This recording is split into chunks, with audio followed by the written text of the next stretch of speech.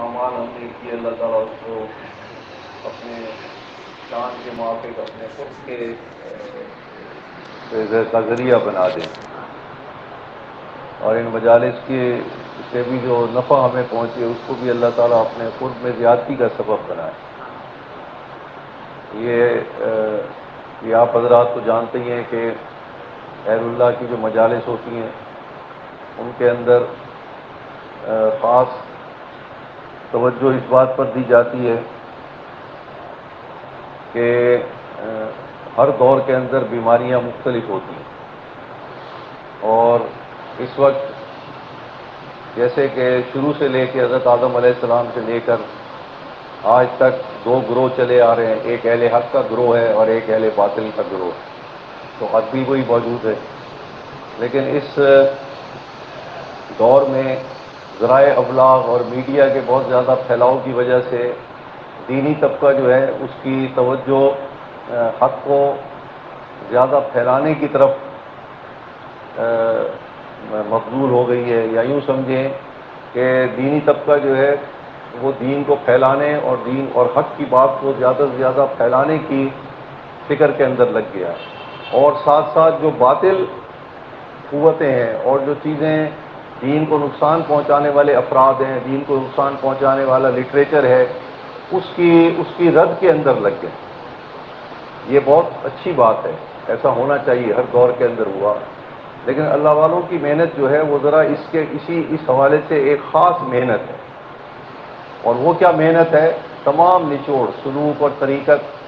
اور بیعت کے بعد جو فائدہ آپ کو اہل اللہ کی صحبت میں ہونا چاہیے اور ہوتا ہے، وہ اصل میں حق کو پھیلانا یا باطل کو جاننے کی فکر کے اندر نہیں ہوتا، بلکہ در حقیقت صرف اور صرف حق کو پہچاننے کی محنت ہے۔ یعنی آپ ہر طرف سے اپنی آنکھیں بند کر کے پہلے اپنی ذات میں حق کو پہچاننے کی کوشش کریں، جیسا کہ صحابہ کرام نے کیا۔ یعنی وہ بالکل باہر کی دنیا سے ناواقف تھے، اس زمانے کے اندر جو باطل تھا وہ یا باطل پر تھے، لیکن جب وہ حضور صلی اللہ علیہ وسلم کے ساتھ جڑے تو انہوں نے پھر حضور صلی اللہ علیہ وسلم کے ساتھ منسلک ہو کے انہوں نے اور پھر کسی طرف دیکھا نہیں، یعنی حق کو ہی دیکھا اور حق کو پہچاننے کی فکر اور کوشش میں زندگی گزار دی۔ اس کا نتیجہ کیا ہوا؟ اس کا نتیجہ یہ ہوا کہ جب انسان اپنے دل و دماغ میں صرف حق پر محنت کر لے، اپنی ذات میں کہ حق کیا چیز ہے، اور اس کو پختہ کر لے، تو اللہ تعالیٰ اس کو ایک ایسی نعمت عطا فرماتے ہیں کہ اس کا یہ وقت باطل کو پہچاننے میں، اس کو پڑھنے پڑھانے کے اندر اس کو ضرورت نہیں پیش آتی۔ جیسے ہی کوئی باطل چیز اس کے سامنے آتی ہے، اس کے دماغ کے کوئی جملہ آئے گا، کوئی عمل آئے گا، تو اس کا قلب فوراً اس کی نشاندہی کر دے گا کہ یہ حق نہیں ہے۔ اور یہ وہ محنت ہے جو خانقاہوں کے اندر کروائی جاتی ہے کہ آپ باقی سب طرف سے جو اپنا کام کر رہے ہیں وہ کرتے رہیں، لیکن اپنی ذات کے اندر جو حق بات ہے اس حق بات کی طرف ہی صرف متوجہ ہوں۔ اسی کو یہ توحید مطلب جس کو ہم کہتے ہیں، توحید مطلب کا ایک معنی تو یہ لیا جاتا ہے کہ بھئی جس سے آپ دین سیکھ رہے ہیں تو آپ اسی کے ساتھ منسلک رہیں، اور دین صرف اسی ایک ذریعے سے لیں، باقی اپنے آپ کے اوپر دروازے دین کے سارے بند کر لیں۔ ہاں، وہ اگر کسی چیز کی طرف متوجہ کرے دین سیکھنے کے لیے تو اس کے کہنے کی وجہ سے تو کسی اور جگہ سے دین سیکھیں، لیکن باقی دین سیکھنے کے لیے آپ ذریعہ ایک ہی رکھیں جو آپ نے چنا ہے۔ اب اس کی یہ اس وجہ سے کروائی جاتی ہے بات کہ تاکہ آپ کے اندر حنفیت اور توحید مطلب پیدا ہو، یعنی یکسو ہو کر کے ایک ہی رخ کے اوپر آپ اپنا سفر طے کریں۔ اور وہ رخ کیا ہے؟ وہ یہ کہ پہلے صرف اور صرف حق کو پہچانیں۔ جب آپ حق کو پہچان لیں گے تو آپ کو باطل کو پہچاننے کے لیے اس کے اور کسی چیز کی ضرورت، اور جو آپ کی حق کو پھیلانے کی جو محنت ہوگی آپ کی، اس کے اندر بہت زیادہ قوت ہوگی، وہ تھوڑی بات کے اندر بھی بہت زیادہ طاقت اور اثر ہوگی۔ اور دوسرا آدمی جب خالص، اس کی مثال ایسے سمجھیں کہ اگر کسی آدمی نے صرف ساری زندگی دیسی گھی کھایا ہو، دیہات کا رہنے والا ہو، پہاڑوں کا رہنے والا ہو، ریگستان کا رہنے والا ہو، لیکن اس نے ساری زندگی دیسی گھی کھایا ہو، اب اس کو یہ نہیں پتا کہ مارکیٹ کے اندر اور کیا کیا چیزیں گھوم رہی ہیں، لیکن اتفاق سے وہ کسی شہر میں آ جائے، کسی کے یہاں مہمان چلا جائے،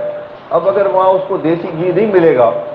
تو وہ چکتے کے ساتھ ہی پہلے لقمے میں کہہ دے گا کہ یہ اصلی چیز نہیں ہے، حالانکہ اس نے نکلی گھی کو نہ نام جانتا ہے اس کا، نہ اس کو پتا ہے کہ شہر کے اندر نکلی گھی بھی کوئی ہوتا ہے، اصلی سے ہٹ کے بھی کوئی چیز ہے۔ جس آدمی نے شہد، اصلی شہد ساری زندگی چکھا اور کھایا ہو، اس کو کسی دوسرے شہد کو کسی ناقص اور دو نمبر شہد کو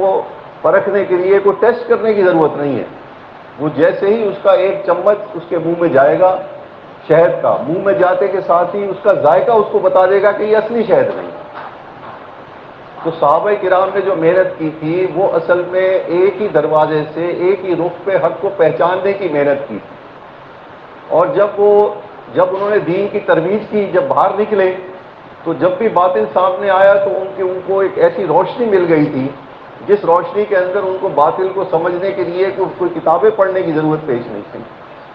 اور فوراً باطل جو تھا ان کو انہوں نے پہچان کے اور اس کو اپنے رستے سے ہٹا دیا اور مخلوق کی رہنمائی کی۔ تو اس اعتبار سے یعنی یہ اس میں یکسوئی ہماری جو محنت ہے، یہ فقیر ہمارے مولانا غلام فرید صاحب دامت برکات العالیہ جو دارالقرآن فیصل آباد میں حضرت سے مجاز بھی ہیں اور شیخ الحدیث بھی ہیں، تو وہ فرماتے تھے کہ میں کربوگا شریف، جہاں مختار الدین شاہ صاحب ایک مشہور بزرگ ہیں ہمارے دور کے، مولانا زکریا رحمۃ اللہ علیہ سے مجاز ہیں وہ، تو ان کی خانقاہ میں جانا ہوا، وہ پہاڑی علاقے کے اندر ہے، خیبر پختونخوا میں۔ تو وہاں پر کہنے لگے کہ ان کے جو دادا تھے ان کی جو پرانی خانقاہ بنی ہوئی ہے، تو وہاں پر بھی جانے کا اتفاق ہوا۔ وہ اگرچہ اب اس کے آثار تھوڑے تھوڑے باقی رہ گئے لیکن عمارت ابھی بھی باقی ہے پرانی۔ تو وہاں پر چھوٹے چھوٹے کمرے بنے ہوئے تھے، بس اتنا چھوٹے کمرے تھے کہ ایک آدمی اس کے اندر بس لیٹ سکتا تھا اور اپنی جگہ پر ہی کروٹ بدل سکتا تھا۔ اور وہ کمرے کس لیے بنائے گئے تھے؟ وہ کمرے بنائے گئے تھے ان لوگوں کے لیے کہ جو واقعی حق کی تلاش میں آتے تھے، اور وہاں حضرت کا معیار یہ تھا کہ جو آدمی اس کمرے کے اندر 1 سال تک پوری دنیا سے کٹ کے رہ جائے، 1 سال کا اعتکاف جو کر لے اس کمرے کے اندر، اس سے یہ شرط کی اجازت دینے کی سلسلے یعنی حق کو بظاہر تو یہ عجیب بات لگتی ہے، لیکن حق کو پہچاننے کے لیے باقی سب چیزوں سے کٹنا ضروری ہے، اور حق یہ ذکر جو ہے اگر طریقے سے سیکھ کر کے ذکر کیا جائے تو یہ حق کو پہچاننے کے لیے سب سے آسان ترین راستہ ہے۔ تو یہ آپ دیکھیے ہمارے جو فقہا گزرے ہیں ان میں آپ نے کئی دفعہ سنا ہوگا، ہمارے حضرت فرماتے ہیں کہ جو صاحب ہدایہ ایک بڑی مشہور کتاب ہے فقہ حنفی کی، مدارس میں پڑھائی جاتی ہے، تو صاحب ہدایہ نے جو مسائل جمع کیے فقہ حنفی کے، تو وہ تو پہلے سے بھی موجود تھے، ان سے پہلے سے موجود تھے، اور وہ انہیں نئی چیز اس کتاب کے اندر نہیں لکھی، بلکہ پرانے فقہا کے جو مسائل تھے جن کے اوپر اکثر کے اوپر اتفاق ہو چکا تھا، صرف انہوں نے اس کو جمع کرنا تھا، اتنا کام کرنا تھا۔ تو انہوں نے اس کتاب کو لکھنے کے لیے 1 سال کا اعتکاف کیا مسجد کے اندر، اور اعتکاف بھی روزے کے ساتھ کیا، یعنی پورے ہر چیز سے اپنے آپ کو کاٹ لیا اور یکسوئی پیدا کی۔ نیت کیا تھی؟ نیت یہ تھی کہ میری سوچ ماحول سے اثر انداز ہو سکتا ہے کہ میں کسی مسئلے کو ماحول کی مصلحت کے اعتبار سے لکھ لوں یا اپنی کسی خواہش کے اعتبار سے لکھ لوں، مجھے کوئی مسئلہ زیادہ پسند آ جائے لیکن وہ مسئلہ حق کے زیادہ قریب نہ ہو، تو اپنے آپ کو انہوں نے پہلے تنہا کیا، روزے کی حالت میں رہ، تاکہ نفس کی کوئی عمل دخل اس کتاب کو لکھنے کے اندر کوئی نفس کا عمل دخل بھی شامل نہ رہے، یعنی حق کے ساتھ منسلک ہونے کے لیے اپنی نفس کی خواہشات کو بھی کم سے کم کمزور رکھنے کے لیے روزہ بھی رکھا، اور اپنے آپ کو ماحول کے اثرات سے بچانے کے لیے انہوں نے اعتکاف کیا۔ تو جب آپ حق کو پھیلاتے ہیں، حق کی دعوت دیتے ہیں، دین کا علم پڑھتے پڑھاتے ہیں، دعوت و تبلیغ کا کام کرتے ہیں، ذکر اذکار کی محنت کرواتے ہیں، تو یہ سب حق کے کام، دین کے کام کہلاتے ہیں۔ تو جب آپ دین کا کام کریں لیکن خود حق کو پہچاننے میں آپ نے محنت نہ کی ہو، تو پھر مختلف مراحل کے اوپر انسان خود بخود کسی نہ کسی نئے فتنے کا شکار ہو جاتا ہے، کسی باطل کو حق سمجھ کے قبول کر لیتا ہے، اور یہ ہو رہا ہے۔ یہ اسی فقیر نے تمیز اس لیے باندھی کہ اس وقت اگرچہ روحانی بیماریاں تو ہم سب میں موجود ہیں، اور وہ ہم سنتے بھی رہتے ہیں کہ غصہ ایک روحانی بیماری ہے، حسد ایک روحانی بیماری ہے، کینہ ایک روحانی بیماری ہے، بغض کسی کے لیے دل میں ہونا یہ ایک روحانی بیماری ہے۔ یہ سب چیزیں تو ہیں ہم میں، لیکن ہر دور میں ایک بڑی روحانی بیماری بھی ہوتی ہے۔ جیسے اس وقت وائرس جو ہے وہ یوں سمجھیے کہ سینکڑوں کی تعداد میں اس وقت وائرس موجود ہیں جو انسانوں اور جانوروں کے اندر بیماریاں پھیلا رہے ہیں، لیکن کرونا وائرس نے باقی سب کو مات دے دی، وہ سب پہ چھا گیا۔ ایسا ہے کہ نہیں ہے؟ بیماریاں تو باقی وائرس بھی پھیلا رہی ہیں، کالا یرکان بھی وائرس سے پھیلتا ہے، یہ دوسرے قسم کے 20 قسم کے نزلے ہیں جو وائرس کے ذریعے پھیلتے ہیں، اور ٹی وی کے بعض جراثیم ہیں۔ تو وائرس تو موجود پہلے بھی تھا، خطرناک اور مہلک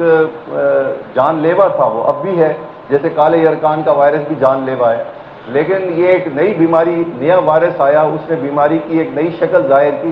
جس کی وجہ سے وہ باقی کمزور ترین جو بیماریاں تھیں وہ بھی اگرچہ نقصان دینے والی تھی انسانیت کو، لیکن اس بیماری نے، اس وائرس نے جو بیماری پھیلائی اس کی وجہ سے باقی سب کی بیماریاں جو ہیں وہ لوگ بھول گئے۔ تو ہر دور میں ایک بڑی روحانی بیماری بھی موجود رہتی ہے، یاد رکھیں۔ اگر ہم اس بڑی روحانی بیماری کو پہچان لیں اور اس کے علاج کی فکر شروع کریں تو چھوٹی چھوٹی ساری روحانی بیماریاں خود بخود ختم ہو جاتی ہیں۔ وہ بڑی روحانی بیماری کیا ہے؟ اور اسی کے لیے اس فقیر نے یہ تمہید باندھی کہ اس وقت حق کو پھیلانے کی کوشش، باطل کو جاننے کی کوشش بے شک کرنی چاہیے، اپنی اپنی طاقت اور اپنے اپنے استعداد کے موافق، لیکن حق کو پہچاننا اس وجہ سے ضروری ہے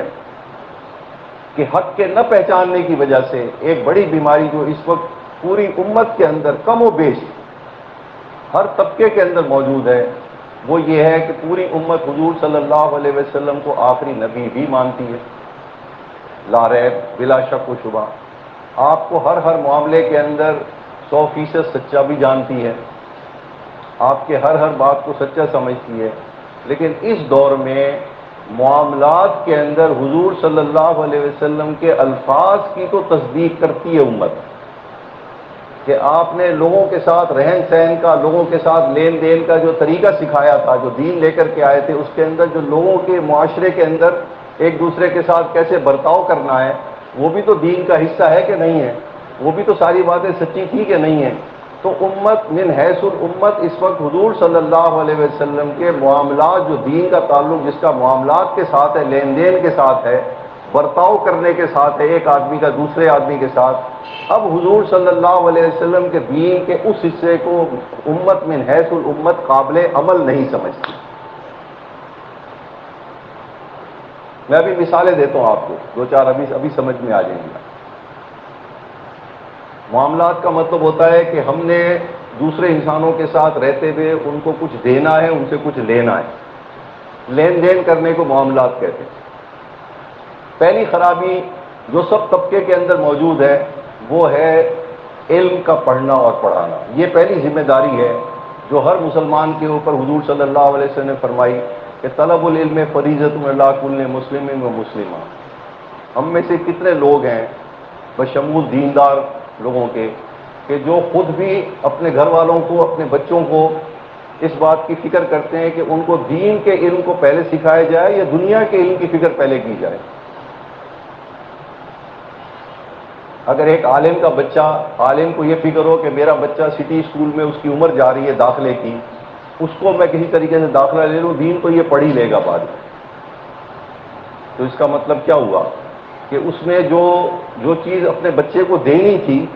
جو معاملہ کرنا تھا اس کے ساتھ،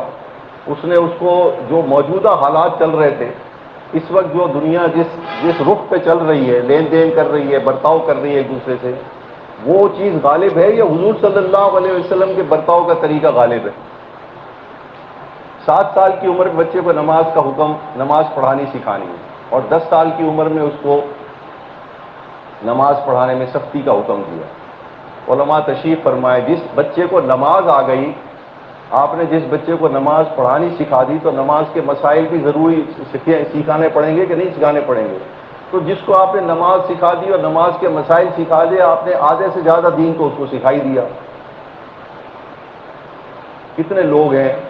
جو اس کو اپنے اوپر طاری کرتے ہیں، اس ذمہ داری کو، کہ یہ بات میں نے اپنے بچے کو دینی ہے اپنی زندگی۔ تیسری بڑی بات، بچیوں کی شادیاں۔ حضور صلی اللہ علیہ وسلم نے، اب یہ چیز ایک آدمی نے دوسرے آدمی کو دینی ہے، معاملہ کرنا ہے، لین دین کا تعلق ہے یہاں بھی۔ باپ نے ایک ذمہ داری اپنی بیٹی کی نبھانی ہے کہ اس بیٹی کی شادی جو ہے وہ بلوغت بالغ ہونے کے ساتھ ہی فوراً اپنی بیٹی کا رشتہ تلاش کر کے، تاکہ اس کی شادی جو ہے وہ وقت کے اوپر کر دے۔ یہ حضور صلی اللہ علیہ وسلم کے معاشرے کے اندر انسان کی بہتری کے لیے، جس کو ہم یہ کہتے بھی ہیں اپنی زبان سے کہ حضور صلی اللہ علیہ وسلم، یہ ہمارا دین جو ہے یہ مکمل ہے، ہر قسم کے مشکل حالات کے اندر اس میں نکلنے کا راستہ موجود ہے۔ تو اب بچیوں کی تعلیم اور ڈگری کی طرف توجہ دی جا رہی ہے یا ان کی شادیوں کی طرف توجہ دی جا رہی ہے عمر کے؟ تو ہم نے حضور صلی اللہ علیہ وسلم کے اس قول کو قابل عمل سمجھا آج کے دور میں؟ کیوں بھائی اب تو یہ رواج ہی نہیں ہے کہ آپ بچی کی 16 سال 18 سال میں شادی کر دیں، جب تک وہ پڑھائیں گے نہیں آپ اس کو، آپ اس کی شادی، اگر پہلے شادی اس کی فکر کریں گے تو اس کا تو سارا حساب کتاب غلط ہو جائے گا۔ اور اسی سبب سے، تاخیر سے شادی ہونے کے سبب سے جو برائیاں اس وقت معاشرے کے اندر موجود ہیں وہ ہم سے چھپی بھی ہیں کیا؟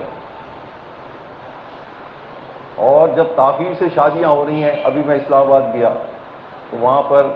ایک سرکاری وکیل تھے جو ڈپٹی کمشنر آفس میں کام کرتے،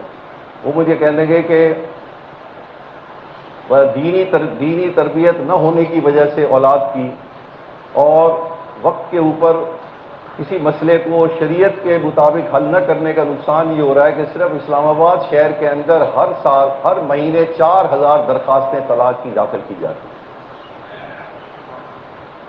ایک مہینے میں 4000 رشتے جو ہیں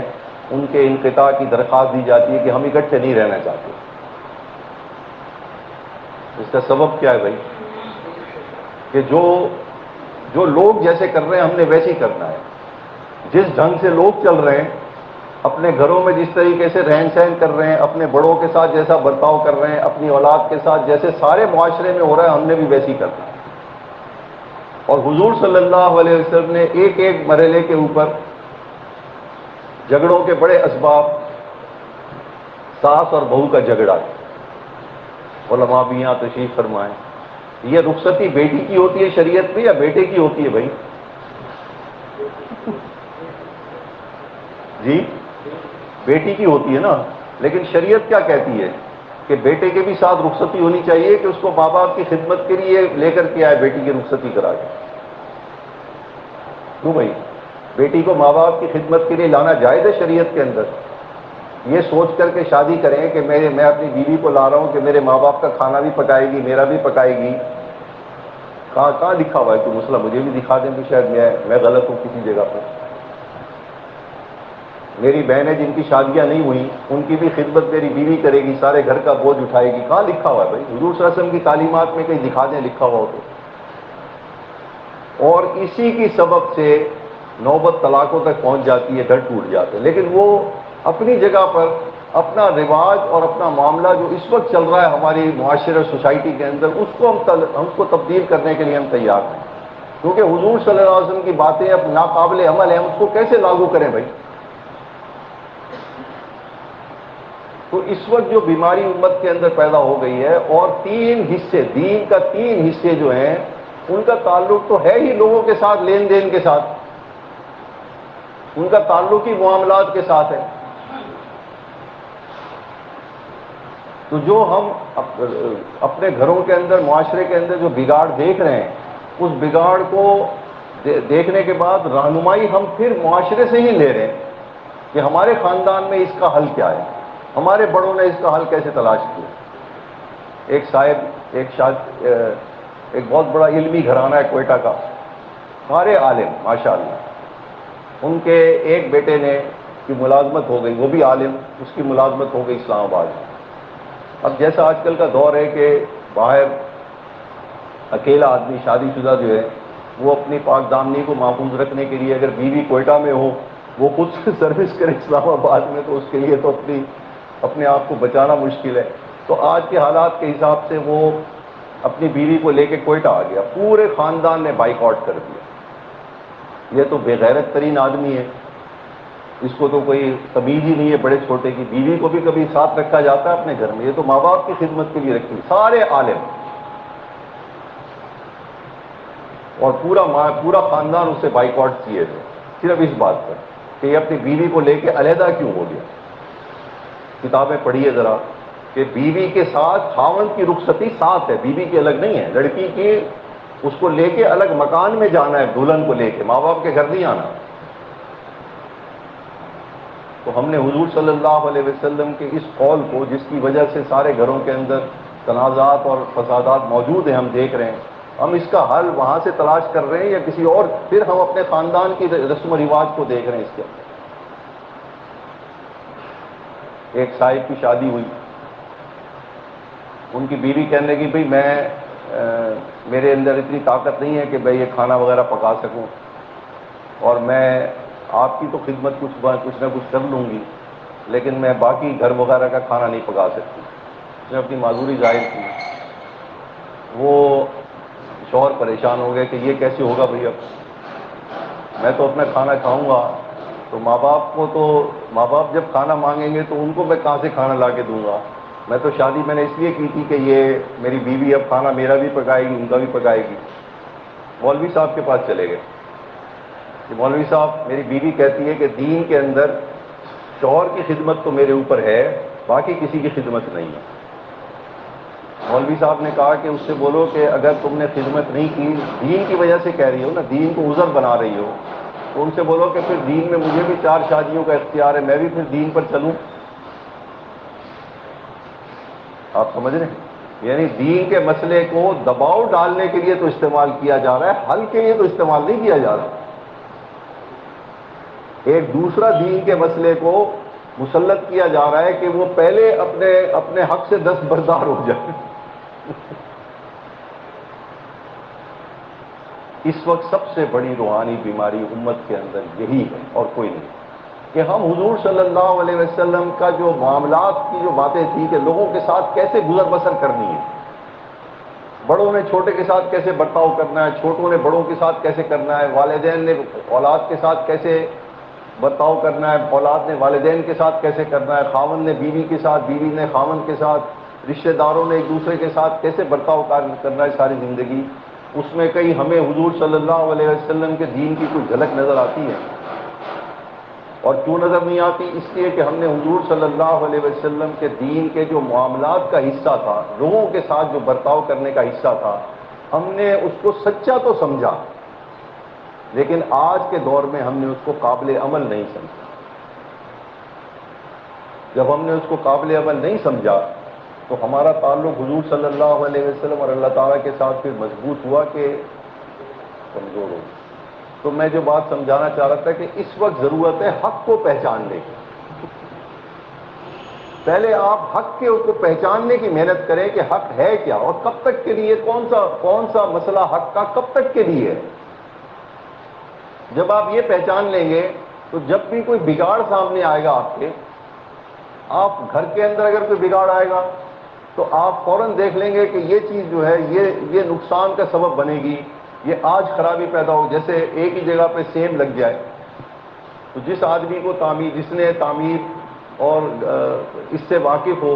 کہ میں نے مکان بنا تو لیا، اس کی حفاظت کا علم اور فن بھی جانتا ہو، یا اس نے کسی سے مشورہ کیا ہو کہ بھئی اس گھر کو میں نے بنا تو لیا، اس کو محفوظ کیسے رکھوں، اور وہ اس کو بتا دے کہ بھئی دیکھو اگر کہیں دیوار میں یہ چیز ظاہر ہو جائے، چھت پہ یہ چیز ظاہر ہو جائے تو سمجھ لینا کہ اب خرابی شروع ہو گئی ہے۔ تو جب آپ حق کو پہچان لیں گے تو اگر مکان بنانے والا اگر مکان کو قائم رکھنے کے اندر مخلص تھا اپنے مکان کے ساتھ، تو وہ جیسی سیم دیکھے گا فوراً اس کی فکر کرنی شروع کرے، اس کو فوراً پتہ لگ جائے گا کہ یہ بات میرے مکان کے لیے، میرے مکان کو نقصان کا سبب دے گی۔ تو اگر ہم حق کو پہلے نہیں پہچانیں گے خود، اور اس کو پہچاننے کے بعد اس میں پختگی پیدا نہیں کریں گے، تو ہم باطل یعنی جو چیزیں حق کے خلاف ہماری زندگی میں آئیں گی ہم ان کو کبھی نہ پہچانیں گے نہ ان کو دور کرنے کی وہ کوشش اور فکر کریں گے جو ہونی چاہیے.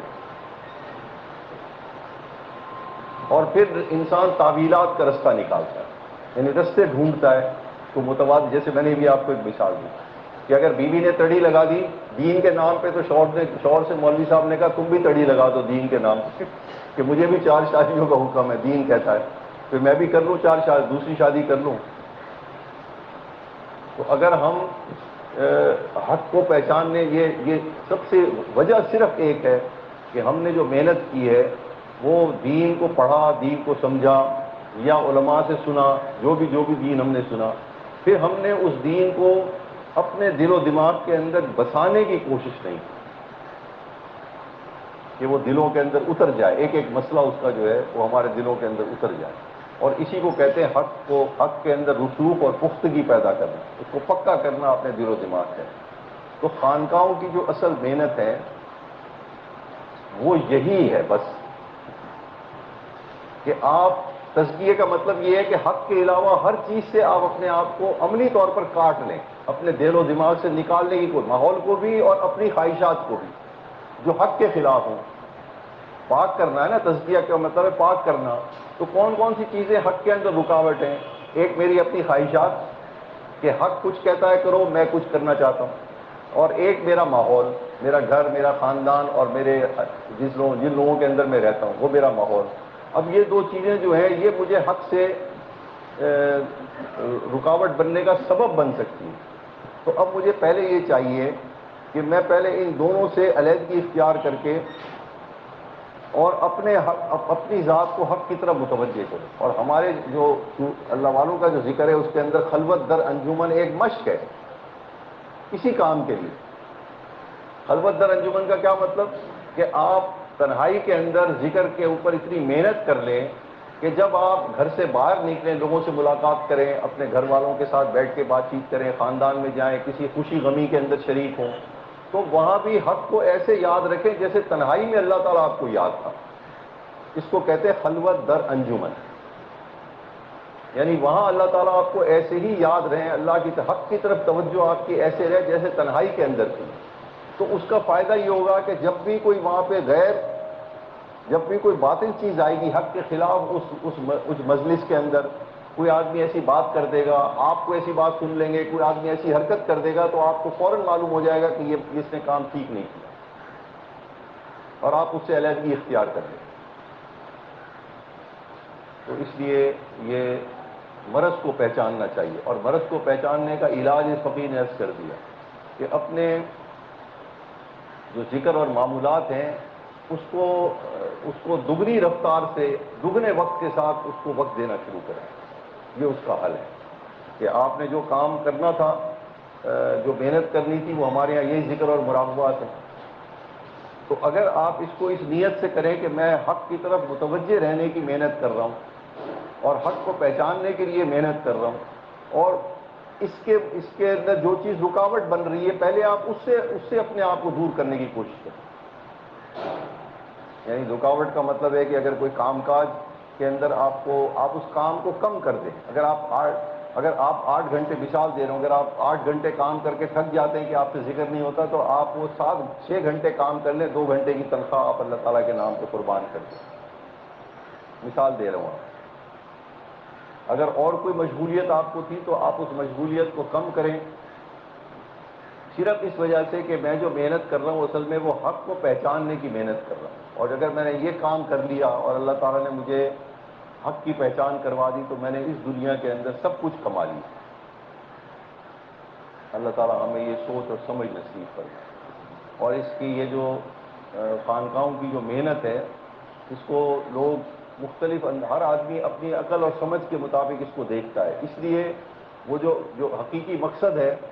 اس کو نہ پہچاننے کی وجہ سے آدمی کے اندر سستی پیدا ہو جاتی ہے, اور وہ پھر جب سستی پیدا ہو جاتی ہے تو پھر وہ اپنی اصلی حالت میں لوٹ جاتا ہے جیسے کہ وہ پہلے تھا. یعنی ایسی زندگی گزارتا ہے جس میں حق تو ہوتا ہے لیکن باطل ملا ہوا حق ہوتا ہے, اور قدم قدم پر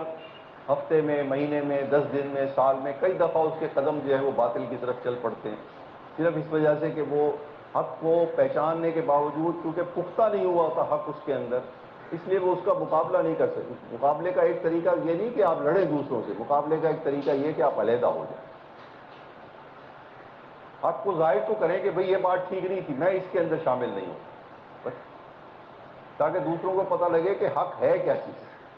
اور اگر آپ حق کا علم تو رکھتے ہو، جانتے ہو کہ یہ چیز برائی ہے، لیکن آپ اس کے اندر شریک ہو جائیں ان کے ساتھ، تو آپ نے حق کو پہچانا تو صحیح لیکن پختہ نہیں کیا آپ نے اندر۔ یہ میں بات سمجھانا چاہ رہا ہوں۔ جب آپ پختہ کر لیں گے تو آپ خود بخود اس سے علیحدہ ہو جائیں گے، نہ کسی سے جھگڑا کریں گے، نہ بعد میں کسی آدمی کو سمجھائیں گے کہ بھئی میں بہت سارے لوگوں کو اس وقت نے دیکھا، دعوت دینا، مسلمان کی دعوت کو قبول کرنا، اس کو واجب لکھا ہے علماء نے۔ یعنی جب کوئی مسلمان آپ کو دعوت دے، بلائے، دعوت کا مطلب بلائے، کھانے پہ بلائے، اپنی خوشی کے اوپر دعوت دے، تو اس دعوت کا جواب دینا، اگر آپ کو کوئی عذر نہ ہو تو اس کو بھی حقوق المسلمین کے اندر لکھا ہے کہ یہ مسلمانوں کے حقوق میں سے ہے کہ آپ بغیر کسی عذر کے، بغیر کسی وجہ سے آپ نہیں کہہ سکتے کہ میں نے نہیں آنا۔ لیکن اگر اس مجلس کے اندر ایسے رسم و رواج ہو رہے ہوں، مثلا بے پردگی تو عام ہے، تصویر کا بنانا یہ عام ہے، تو ایسی صورت میں اب جب آپ حق کو پہچانیں گے تو آپ کو ان حالات کے اندر لوگوں کے ساتھ رہنا بھی ہے اور حق پر بھی چلنا ہے، تو کیا طریقہ اختیار کریں گے آپ لوگوں سے کٹیں گے نہیں، آپ اس مجلس میں اس وقت شریک نہیں ہوں گے جس وقت وہ رسم ہو رہی ہے۔ اس نے آپ کو بلایا تھا نا، نکاح پہ، بیٹی کے نکاح پہ بلایا تھا، کسی اور دعوت پہ بلایا تھا، لیکن اس مجلس کے اندر آپ کو پتا تھا کہ یہ مجلس ایسی ہے جس میں باطل شامل ہے، تو آپ نے اس کے حقوق، اس کے ساتھ جو لین دین کرنا ہے، اس کے جو حقوق ہے وہ تو آپ سے ضائع نہیں ہوئے، وہ تو اپنی جگہ پر قائم ہیں، صرف اس مجلس کے اندر ایک ایسی حرکت ہو رہی ہے جس کی وجہ سے اب آپ اس کی دعوت کا جواب دینے سے آپ کو حق روک رہا ہے۔ تو اس کا طریقہ کار یہ ہے کہ پہلے چلے جائیں اس کے گھر، پہلے جا کر کے اس کو مبارکباد بھی دے دیں اور عذر بھی پیش کر دیں کہ میں موقع پہ نہیں آ سکوں گا، اس لیے کہ یہ مجلس جو ہے، اس مجلس کے اندر شرکت کی گنجائش میرے لیے نہیں، لیکن اس کو مبارکباد بھی دے دیں، اگر کوئی ہدیہ لینا دینا ہے تو وہ بھی جا کر کے پہلے دے دیں۔ بتائیے اس کی ناراضگی رہے گی؟ باقی ناراضگی بھی نہیں رہے گی، اور حق بھی اس کے کانوں میں کسی کی طرف سے پہنچ گیا، نہ آپ نے اسے قطع تعلق کیا، نہ ہی آپ نے کوئی مقابلہ کیا اس کا، آپ حق پر قائم رہتے ہوئے آپ نے اس کو حق بات اس کے کانوں میں پہنچا بھی دی، اور جو حق یہ چاہ رہا تھا کہ آپ اس مجلس میں شریک نہ ہو، وہ کام بھی آپ نے کر لیا۔ تو اللہ تعالیٰ نے دین کے اندر ہر موقع کے اوپر راستہ بتایا، راستہ سمجھایا کہ اس کو کیسے کرنا ہے۔ تو یہ جب آپ حق کو پختہ کریں گے اپنے باطن میں، تو آپ کو ہر موقع کے اوپر خود بخود حق بتائے گا کہ یہاں کیا کرنا ہے۔ وہ اگرچہ مسئلہ آپ کو کتابوں میں شاید آپ کو اس وقت یاد بھی نہ ہو کہ کتابوں میں کیا لکھا ہے، لیکن آپ کا عمل جو ہے وہ بالکل حق کے مطابق ہوگا۔ اللہ تعالیٰ ہمیں یہ نصیب فرمائے۔ یہ ہم اپنی توبہ تازہ کر لیتے، اور اگر کوئی حضرات